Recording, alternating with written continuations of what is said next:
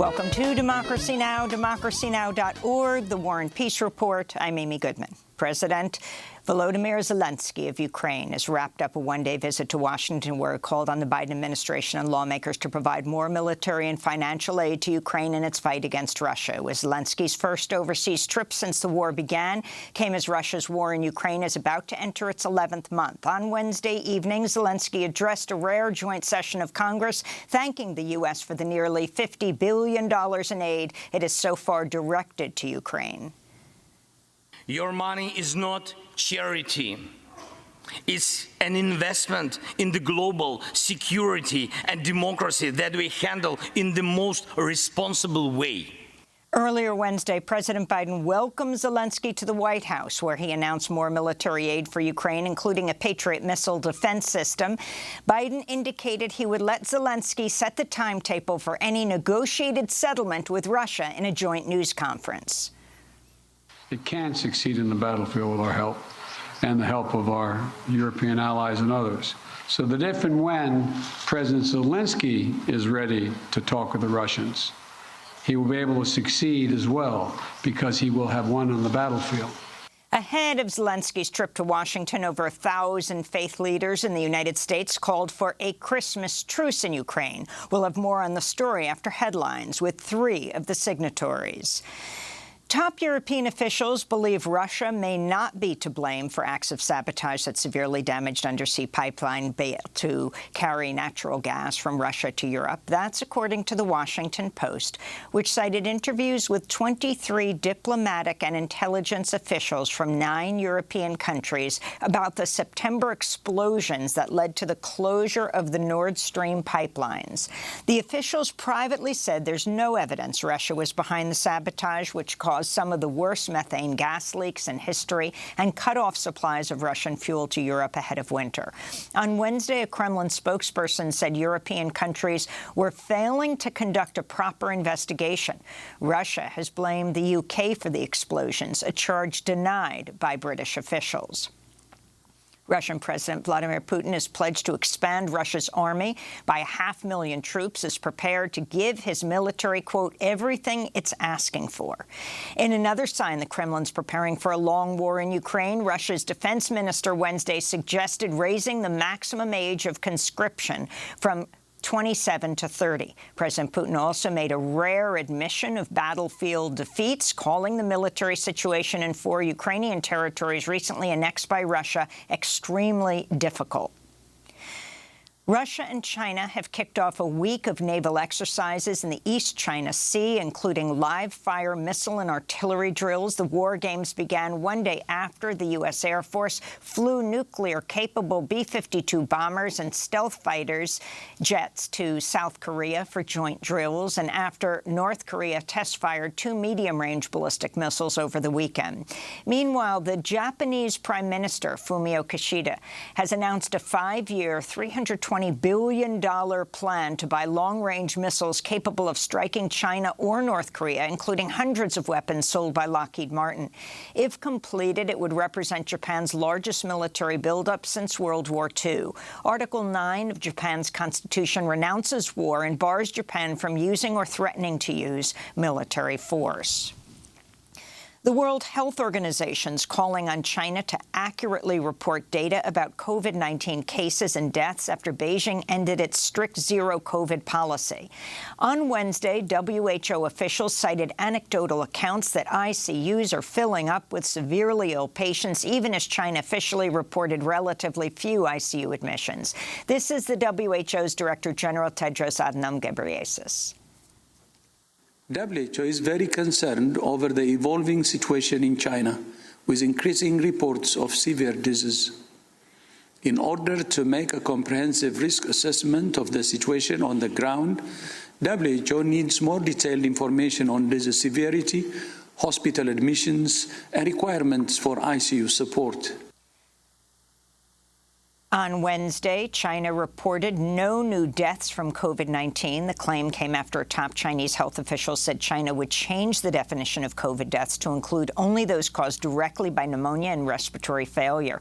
Many disease models predict a surge of COVID cases could kill up to 1 million people across China over the next few months. Here in the United States, life expectancy has dropped to its lowest level in a quarter of a century, brought down by the coronavirus pandemic and a surge of drug overdoses. New data from the Centers for Disease Control show a baby born in 2021 can, on average, expect to live 76.4 years. That's nearly 2.5 years of lost life expectancy since the start of the pandemic. Last year, a record 106,000 U.S. residents died from a drug overdose, while COVID-19 remained the third leading cause of death behind heart disease and cancer. Up to 20 Rohingya refugees, including children, may have died on a boat carrying at least 160 people that's now stranded near India's Andaman Islands. It's believed the boat was headed to Malaysia from Bangladesh and has been adrift since late November. Aid groups warn survivors face imminent risk from starvation, thirst, and sickness. This comes as the UN Security Council adopted its first resolution on Burma in 3/4 of a century on Wednesday to call for an end to violence and the release of all political prisoners, including Aung San Suu Kyi, who was ousted and detained by the military junta February of 2021. Since the coup, the military has waged a brutal crackdown on protests and dissent. India, China, and Russia abstained from the UN Security Council vote. In Israel, Benjamin Netanyahu said Wednesday he's formed a new coalition government just minutes ahead of a deadline and following weeks of negotiations. It's the most far-right government in Israeli history. Netanyahu and his Likud party will rule alongside leaders from the ultra-nationalist religious Zionism Party and Jewish Power Party, confirming fears the rights of Palestinians in the occupied territories and Arabs living in Israel will be further eroded. Russian President Putin called Netanyahu earlier today to congratulate him. Netanyahu told Putin he hopes a way will be found as soon as possible to end the war with Ukraine. The Biden administration's enacted another round of sanctions against Iranian officials, targeting individuals and groups involved in the crackdown on anti-government protests. Iran has executed at least 2 people in connection with the uprising sparked by the September death of the 22-year-old Mahsa Amini in police custody.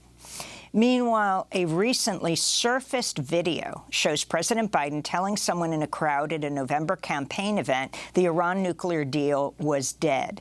Biden's comment has further dashed hopes of reviving the landmark agreement, which Biden pledged to do when he was running for the presidency. Earlier this week, a top European foreign policy official said the EU is still working with Iran to restore the 2015 deal, which collapsed after the U.S. unilaterally withdrew from it under Trump in 2018.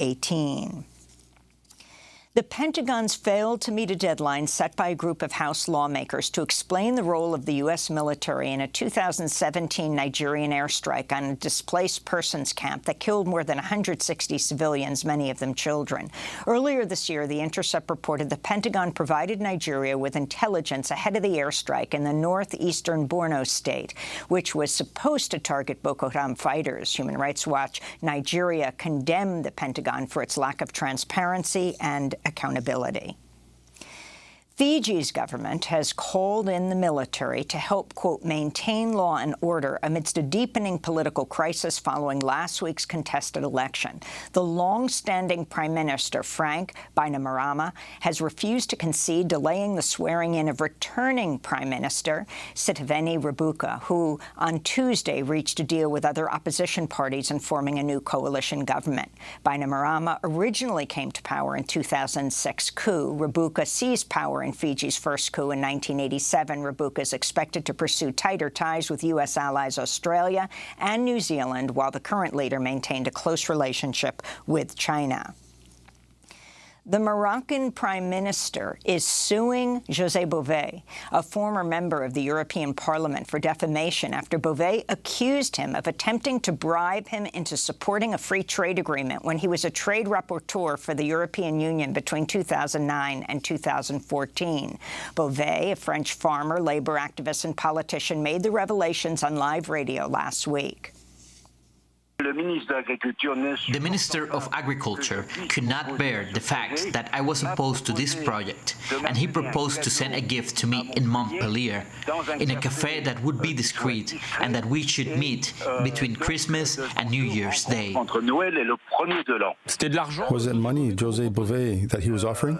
Well, what else do you think it was? It wasn't a teapot to drink José tea. Bové has opposed trade deals with Morocco that include products from Western Sahara, which Morocco has occupied since 1975. This comes amidst growing corruption scandal in the European Parliament, where multiple lawmakers are accused of accepting bribes from the government of Morocco and Qatar. Go to democracynow.org to see our coverage of that story.